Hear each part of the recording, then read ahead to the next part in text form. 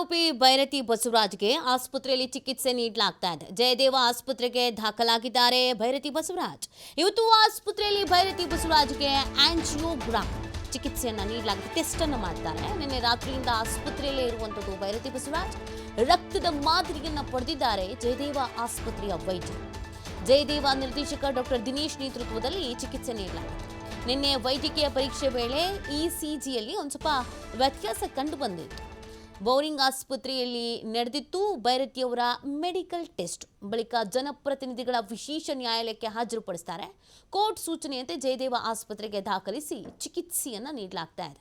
Angiogram report ಬಂದ ಬಳಿಕ discharge ಬಗ್ಗೆ ನಿರ್ಧಾರ ಮಾಡ್ತಾರೆ. ನಾನು ಏನೇನೇ ಇದ್ರ ಬಗ್ಗೆ ಎಕ್ಸ್ಪ್ಲೇನ್ ಮಾಡ್ತಾ ಇದ್ದೆ. ಯಾಕೆ ಮೆಡಿಕಲ್ ಟೆಸ್ಟ್ ಮಾಡ್ತಾರೆ ಅಂತ ಅಂದರೆ ಇದೊಂದು ನಾರ್ಮಲ್ ಆದಂಥ ಪ್ರಕ್ರಿಯೆ. ಕೋರ್ಟ್ಗೆ ಹಾಜರುಪಡಿಸೋದಕ್ಕಿಂತ ಮುಂಚೆ ಇವ್ರಿಗೆ BP ಇದೆಯಾ, ವೇರಿಯೇಷನ್ಸ್ ಏನಾದರೂ ಆಗ್ತಾ ಇದೆಯಾ, ರಕ್ತದೊತ್ತಡ ಏನಾದರೂ ಜಾಸ್ತಿ ಆಗಿದೆಯಾ, ಟೆನ್ಷನ್ಗೆ ಇನ್ನೊಂದು ಮತ್ತೊಂದು, ಮತ್ತು ಬೇರೆ ಯಾವುದಾದ್ರೂ ಕಾಯಿಲೆಯಿಂದ ಬಳಲ್ತಾ ಇದ್ದಾರಾ, ಸಿಕ್ಕಾಪಟ್ಟೆ ಜ್ವರ, ಹೀಗೆ ನಿತ್ರಾಣರಾಗ್ಬಿಟ್ಟಿದ್ದಾರೆ, ಲೋ BP ಇದೆ, ಈ ಥರದ್ದು ಏನಾದರೂ ಆಗಿದ್ರೆ ಇಮಿಡಿಯೇಟಾಗಿ ಅದನ್ನು ಕೋರ್ಟ್ ಗಮನಕ್ಕೆ ತರ್ತಾರೆ ಮತ್ತು ಟ್ರೀಟ್ಮೆಂಟಿಗೆ ಒಳಪಡಿಸ್ಬಿಡ್ತಾರೆ. ಇದರಲ್ಲಿ ರಿಸ್ಕ್ ತಗೊಳ್ಳೋದಂಥದ್ದಿರಲ್ಲ.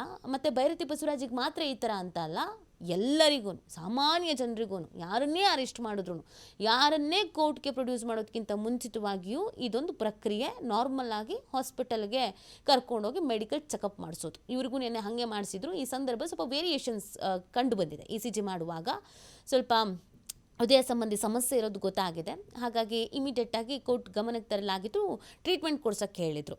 ಹಾಗೆ ನೋಡಿದ್ರೆ ನಿನ್ನೆ ಇವ್ರಿಗೆ ಮತ್ತೆ ತನಿಖೆಗೆ ಕೇಳಬೇಕಾಗಿತ್ತು. ವಶಕ್ಕೆ ಕೊಡಿ ಅಂತ 5 ದಿನ ಕೇಳಬೇಕು ಅಂತ CID ಪ್ಲ್ಯಾನ್ ಮಾಡ್ಕೊಂಡಿದ್ರು.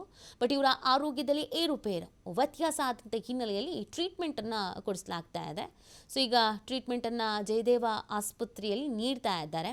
ಏನಾಗುತ್ತೆ, ಇವತ್ತು ರಿಪೋರ್ಟ್ ಏನು ಬರುತ್ತೆ, ಎಲ್ಲ ನಾರ್ಮಲ್ ಆಗಿದೆ ಅಂತ ಅಂದರೆ ಮತ್ತು ಇವರನ್ನು ಕಸ್ಟಡಿಗೆ ಕೇಳಿ ವಾಪಸ್ ತನಿಖೆಯನ್ನು ನಡೆಸಲಾಗುತ್ತೆ. ಇಲ್ಲ ತುಂಬ ಸಮಸ್ಯೆ ಇದೆ ಮತ್ತು ಟ್ರೀಟ್ಮೆಂಟ್ ತೊಗೊಳ್ಬೇಕು ಅಂತಂದರೆ ಮತ್ತೆ ಇನ್ನೆಷ್ಟು ದಿನ ಏನು ಎತ್ತ ಅನ್ನೋದು ನೋಡಬೇಕಾಗತ್ತೆ.